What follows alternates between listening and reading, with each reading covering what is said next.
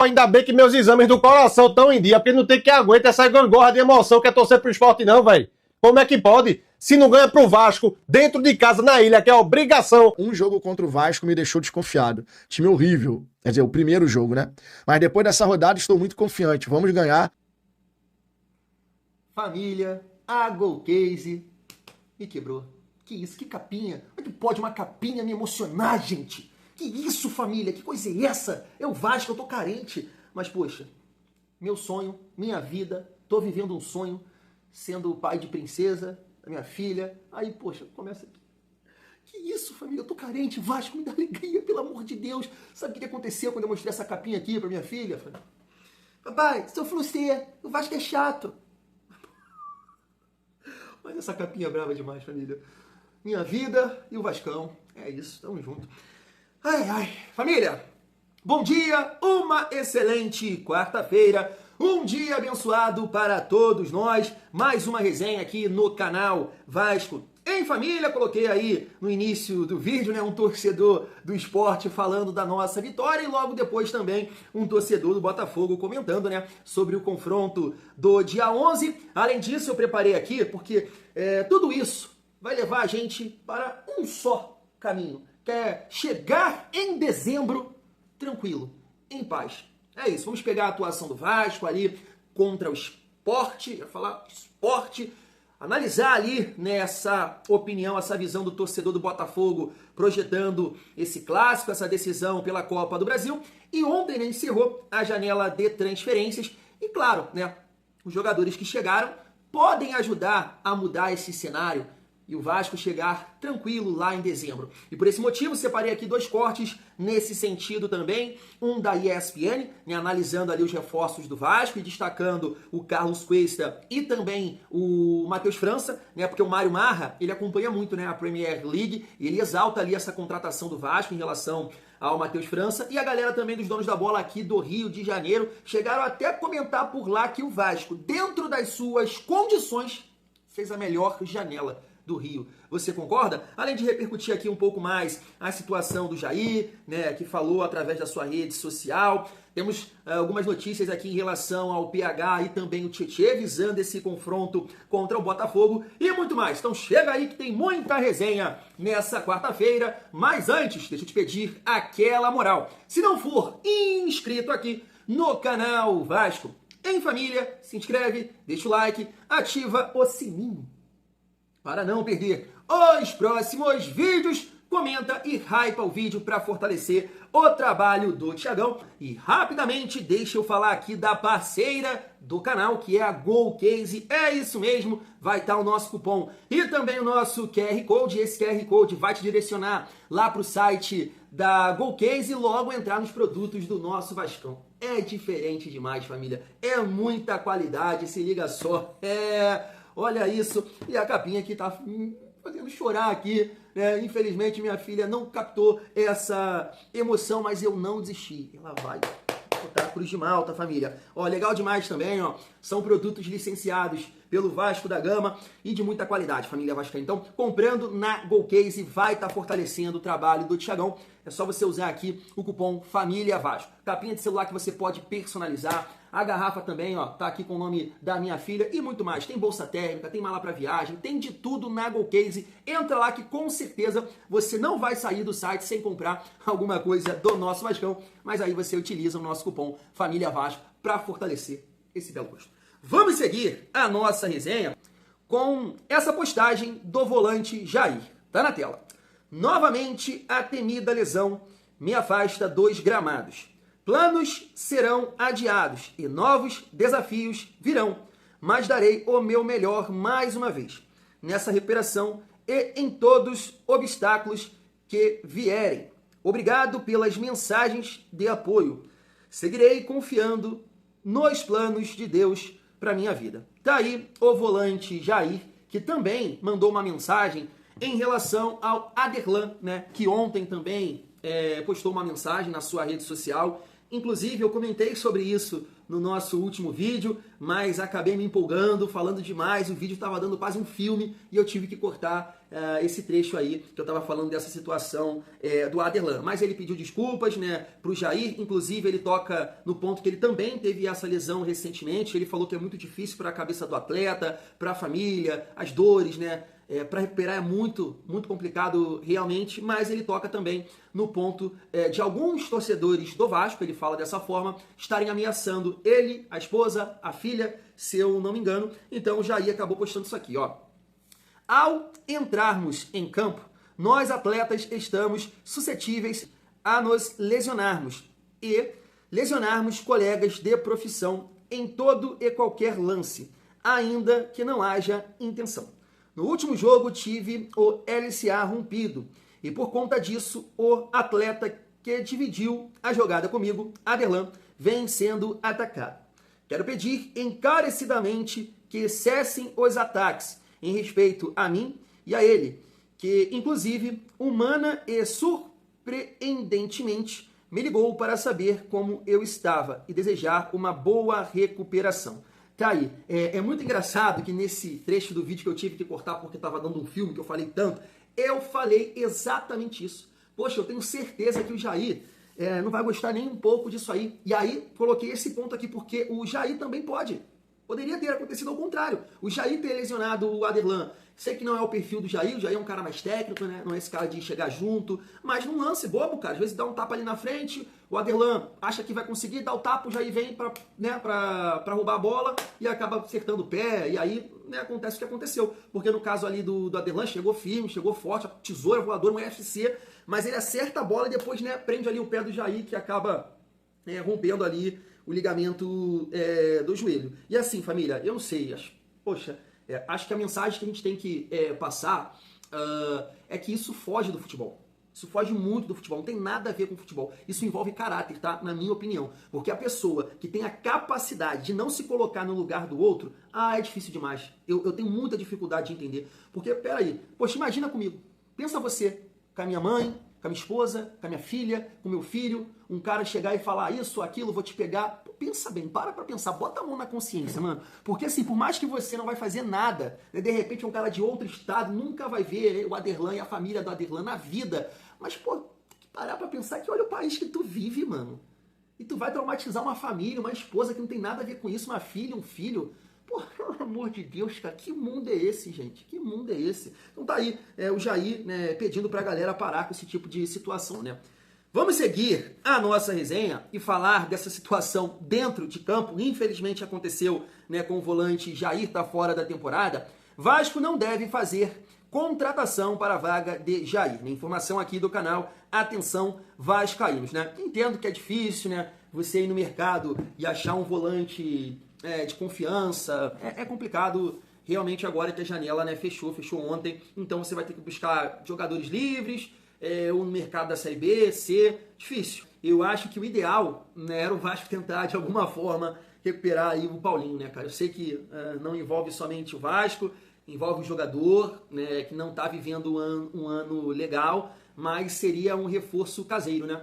Assim como aconteceu lá em 2023, que o Vasco conseguiu ali recuperar alguns jogadores que estavam no elenco, caso do PH, que não estava jogando, né, e num determinado momento da temporada, o Ramon colocou ali no lugar do Pumita e segurou a bronca. Zé Gabriel, que estava treinando separado, voltou e fez ali a função de primeiro volante também até um período, depois até perdeu a vaga. Isso tem que acontecer, né, com o Paulinho. Só para complementar, família, essa resenha aqui, uma boa notícia, tá aí, ó.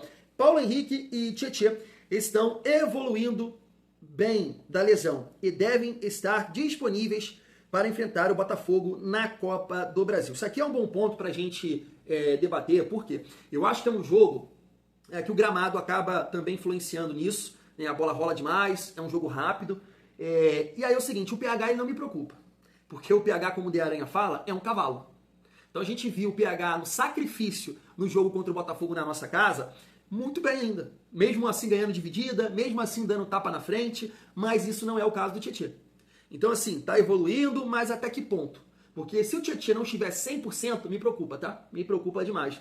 porque a gente vai falar sobre o jogo do Botafogo aqui, pegando esse gancho aí do torcedor do Botafogo, que estava resenhando no ao vivo lá com a galera que acompanha ele, e assim, a confiança do Botafogo aumentou pelo último jogo, pela porrada que deram lá no RB Bragantino. Claro que o momento do RB Bragantino é terrível. Nos últimos 11 jogos, eu acho que ganhou só um jogo do Fluminense.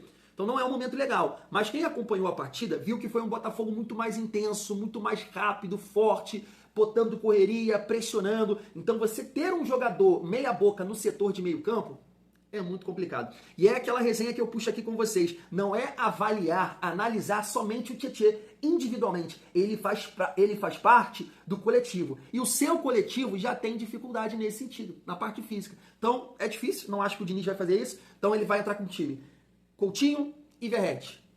Num primeiro momento, no início do jogo, primeiro tempo, vão suportar, mas vai caindo. E aí você vai ter um jogador meia boca aqui? Tá complicado. É complicado demais. Espero que, né, ele voltando 100%, né? 100%. Vai ter esse período aí pra treinar bem, fisicamente não sei quando vai voltar. O Vasco volta a trabalhar hoje, né? Teve 2 dias de folga. Eu fico nessa expectativa e muito preocupado. Porque aí, se o Tietê realmente não estiver 100%, família, é um bom debate também. E aí o Hugo Moura fica na zaga, quem vai jogar ali na cabeça de área? Provavelmente o Matheus Carvalho, que não tem essa qualidade de encostar na frente. Não sei se ele ia adiantar um pouco mais, né, o Barros, que inclusive naquela entrevista no jogo contra o Botafogo fala que também pode fazer a função de segundo volante, mas gosta de jogar ali protegendo a defesa e dando liberdade para o Jair jogar. Infelizmente o Jair se lesionou, acabou que o Tietê também está convivendo com essa situação aí. Vamos aguardar, né? Vamos aguardar, mas fica aqui a minha preocupação em relação a esse jogo. Tem que estar todo mundo bem fisicamente, por conta do gramado e pela força física, né? Claro que o Botafogo tem. É um time muito intenso. A gente vai debater sobre isso aqui. O Botafogo não vai repetir aquele time com 2 centroavantes na frente. Você pode ter certeza disso.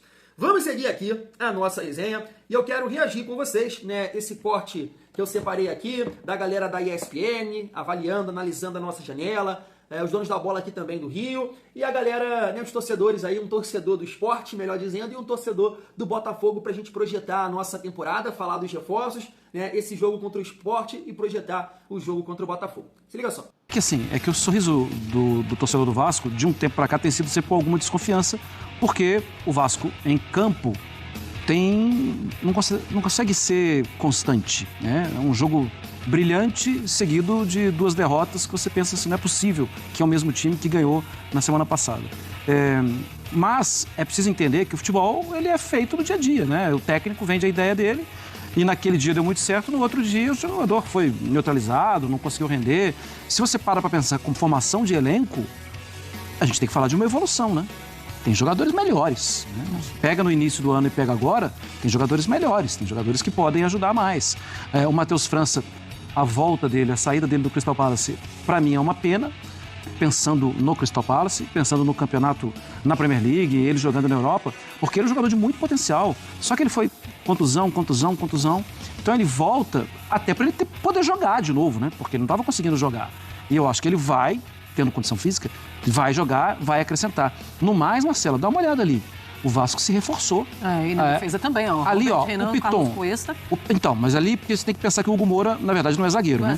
Então, mas tá jogando como zagueiro, né? Sim. Até porque a maneira como o do Diniz, exato. Mas agora tem um zagueiro, que vai jogar pelo lado direito, que pode até ser substituído no final do primeiro tempo para entrar o Hugo Moura, né? A gente entende, é o Diniz.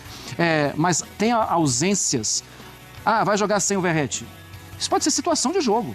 O Verratti, ele é o insubstituível, não tem um outro ali, não tem parênteses abaixo dele ali, mas ele pode muitas vezes perder espaço porque o Diniz quer jogar de forma diferente. Tem o GB, né, família? Mas eles não colocaram ali, né? Problema na reserva do Piton.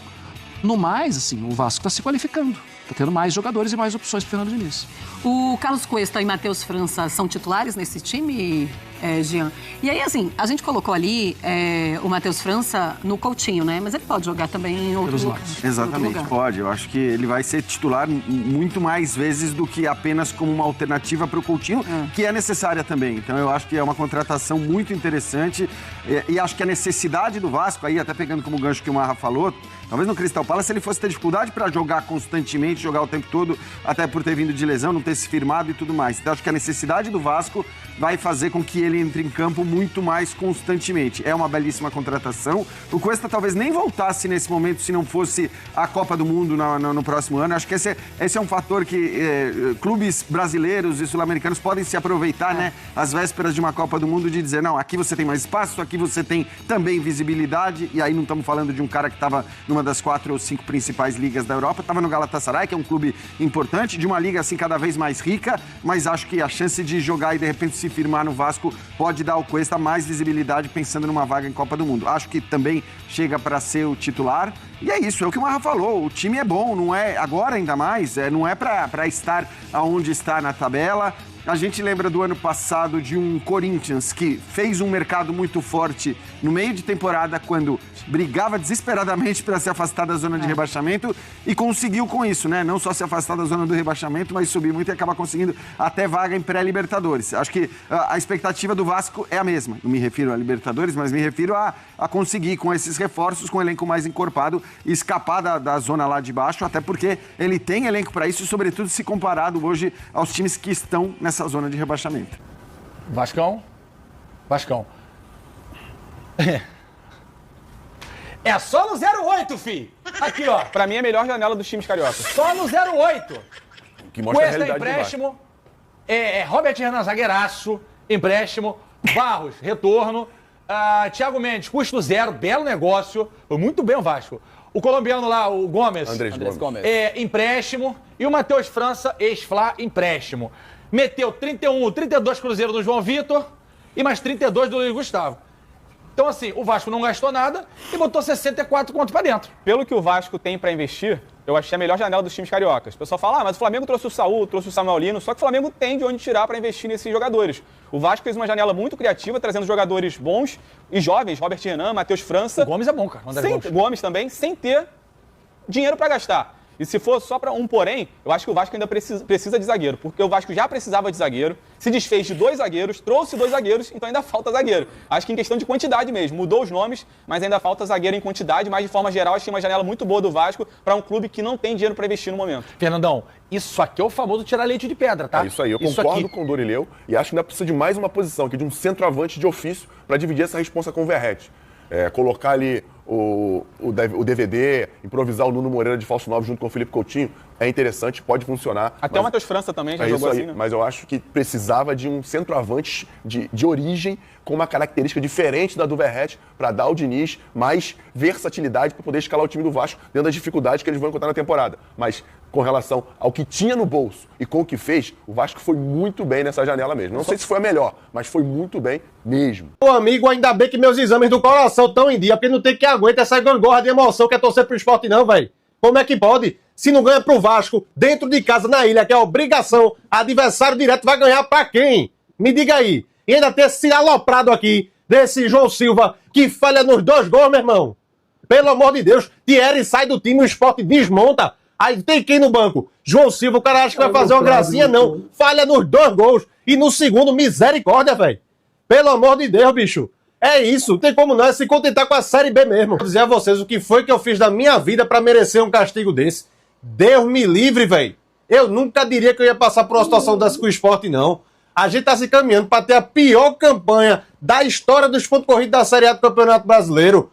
Nadando de braçada pra Série B do ano que vem. Já caiu, né? Desse jeito aí, meu amigo, tem pra onde não. Uma vitória dentro de casa o esporte não tem esse ano na Série A. Não tem uma vitória. Não existe não, velho, o negócio desse não. Esse planejamento que montaram, esse time que fizeram pra esse ano, achando que ia bombar no campeonato. Pois tá bombando mesmo, jogando todo mundo pra... Dinho Ferreira, um jogo contra o Vasco me deixou desconfiado. Time horrível. Quer dizer, o primeiro jogo, né? Mas depois dessa rodada estou muito confiante. Vamos ganhar o meio e fazer o simples. Contra o Vasco, cara, o David Ancelotti, ele não pode querer inventar de colocar Cris Ramos e Arthur Cabral juntos de novo. Eu entendi a estratégia dele para aquela partida. A estratégia, inicialmente, ela funcionou, tanto é que a gente chegou 2 vezes com 2 cruzamentos e 2 cabeceios do Arthur Cabral. Um deles saiu gol. Mas depois ficou muito claro que a gente perdeu o meio de campo, cara. Muito claro. Tanto é que quando o Savarino entrou, foi outra parada. Outra parada. É isso. Muitos pontos pra gente destacar aqui. Eu vou começar em relação à janela. A ESPN ali, o Mário Marra e o Jean Oddi, se eu não me engano, né, elogiando bastante a janela, e o Igor Dorileu, uma coisa assim, e o Fernando, né, jogou no Vasco também, elogiando ali a nossa janela. O ponto é, Diniz vai botar pra jogar? É um ponto muito importante, né? Muito importante, porque assim, eu não consigo, e quanto mais eu tô consumindo assim a galera analisando esse jogo, a galera comentando nos vídeos, eu vendo em outras páginas, em outros canais, cara, é todo mundo. Era jogo pro Andrés, pô. Andrés Gomes, era jogo pra ele. Os caras aqui, e você com cara de velocidade pra te ajudar a recompor, a brigar, a fechar espaço, a não deixar a lateral cruzar, te ajudar ali, né, taticamente, mas quando você tem a bola, uma escapada, porque o time tá todo lá na frente e ele não entrou em campo. Então realmente eu tenho uma preocupação nesse sentido. O Diniz vai botar pra jogar? Você pensa nisso também, né?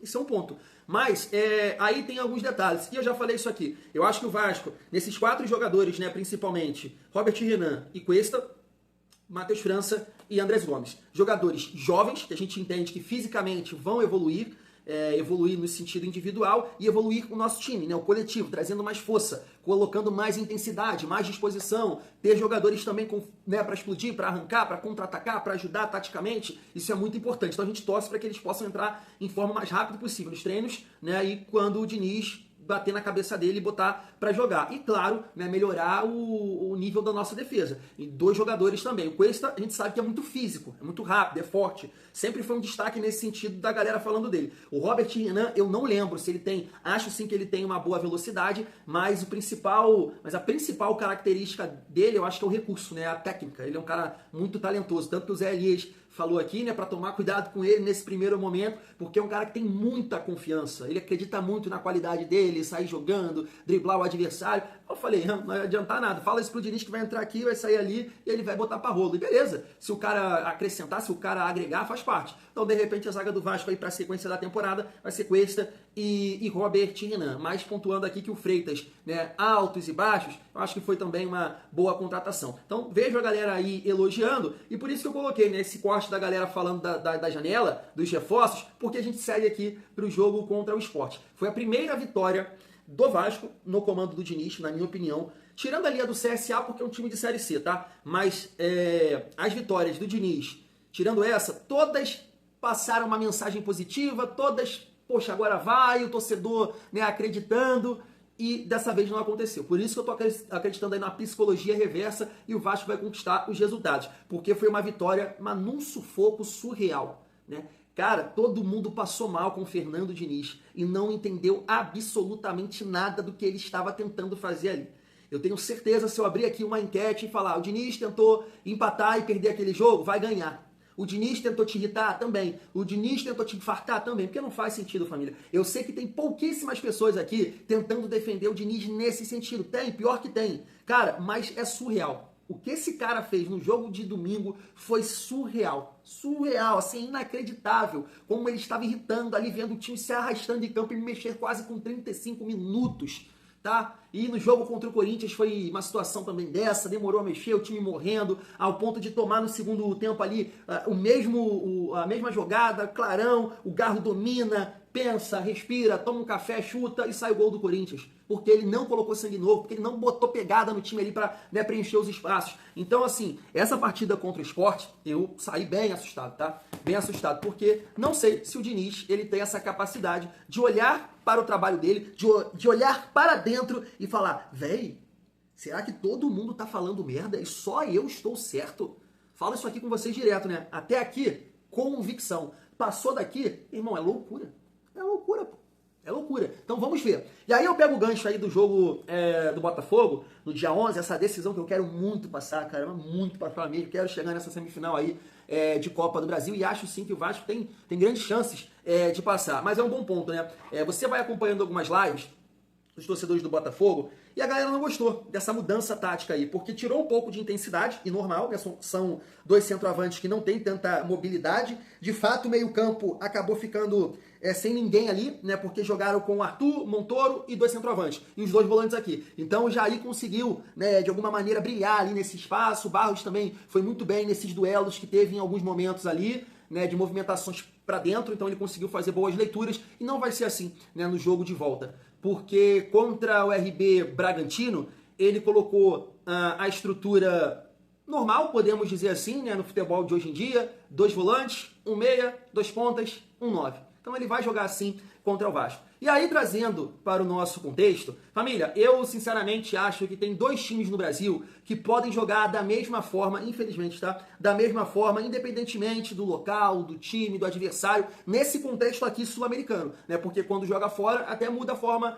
né, de jogar, que é Flamengo e Palmeiras, tá? Flamengo e Palmeiras. Botafogo também não acho, tanto que contra o Vasco tentou mexer ali no sistema, olhando para a deficiência do Vasco, que é a bola aérea, né? Muita gente pode colocar na incapacidade, porque o treinador, né, o primeiro trabalho dele, mas ele tentou aproveitar uma deficiência do Vasco. Então o De Aranha falou sobre isso uma outra vez, um corte que eu coloquei aqui, né, até nesse jogo contra o Sport, ele falou que o Diniz precisa entender o adversário dele, precisa entender o local, o jogo, dá pra ser essa estratégia, não, eu tenho outra, só que não, ele não tem esse olhar, e isso me preocupa, tá, pro jogo da volta, porque vai jogar com esses pontas, vai ser um time mais intenso, e eu, Thiago, acho que o Vasco, né, tem que ter essa capacidade física lá, pelo gramado, a bola corre mais, né, e aí acho que o Vasco não pode se dar ao luxo de ter, vou bater nessa tecla, de ter 2 jogadores que não contribuem nessa pegada, nessa dividida, nessa pressão, sabe?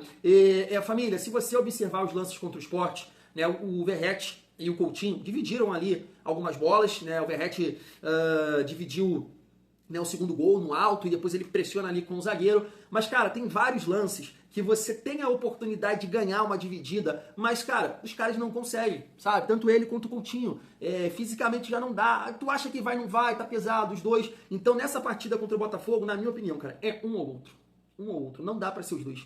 Não dá para ser os dois, porque o Vasco precisa competir legal, ter muita atenção na marcação, ser um time sólido atrás, e acho que passa pela frente, né? Eu tenho esse olhar. Vejo muita gente, né, só colocar na conta da defesa, a defesa é isso, a defesa é aquilo, tem que organizar como o Eric Farias fez no vídeo que eu coloquei aqui ontem. Mas se a gente não tiver um entendimento que a galera aqui da frente, se não contribuir, vai estourar lá atrás, é difícil, porque aí vem lateral, vem volante de elemento surpresa, aí os zagueiros lá, né, já é difícil para eles se preocuparem com os atacantes e tudo mais. Aí chegam daqui, tem espaço para cruzar lá, e aí a movimentação é difícil. É difícil. Então você precisa ter esse olhar. Espero que o Diniz possa pensar muito bem nisso. Mas é o que eu falo para vocês. Ele definindo, decidindo isso aqui, a gente vai torcer para isso dar certo. Mas ele irrita demais. Porque muitas derrotas aí do Vasco nesses últimos jogos, Juventude, Corinthians, e graças a Deus o Lucas Freitas estava na hora certa, no local exato, esticou a perninha e tirou a bola, porque senão a gente estaria aqui também xingando o Diniz. Porque, ó, fez de tudo pro Sport empatar essa partida. E aí é esse olhar, né? Se jogar dessa forma, se cometer esses erros, se não entender a dinâmica do jogo, se, né, acreditar mais na filosofia dele, nas ideias dele, do que ele está enxergando ali, não, eu acredito independente do que está acontecendo aqui, eu vou ficar aqui, não tô vendo nada, irmão, aqui eu olho aqui, eu fico aqui, vai dar merda, vai dar merda. E se ele cometer esses erros contra o Botafogo, é saco, irmão. Não vai ter um Léo Pereira, um Barleta, um Derek Lacerda contra o Botafogo. Você entende? Mas vamos lá. Diniz do céu. Fui, família.